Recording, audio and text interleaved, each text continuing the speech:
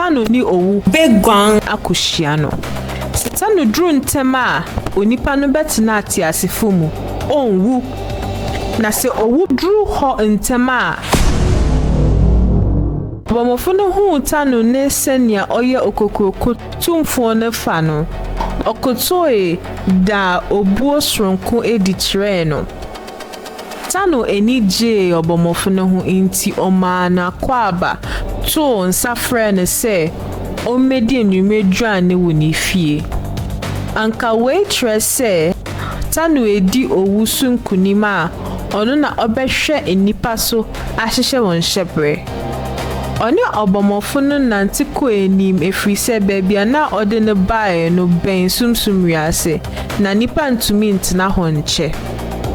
Nanso bre a na Tano de obomofo ne ko ne beebi no. Owu si won kwan se opese oji obomofo ne free Tano nsa. Me na makope me bomofo a wo se opese oji ne free mensa. Yanka senya obedi kan enya obomofo no bedi ne yonko sunkunim. Owu jeso minim sa nanso mempene so efri se menso mepetumi ne bi. Ni Tano kai biara no. Owu anti ase inti wo coin. Tano ni Owu coin sa.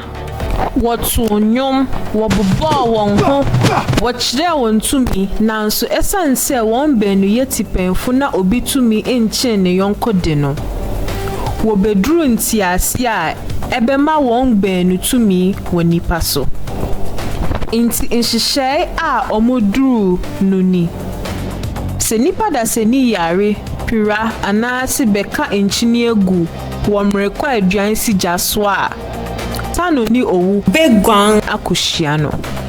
Tano dru ntem a onipa no betena ate asefo mu onwu. Na se Owu dru ho ntem a se Tano kechi a onipa no bewu.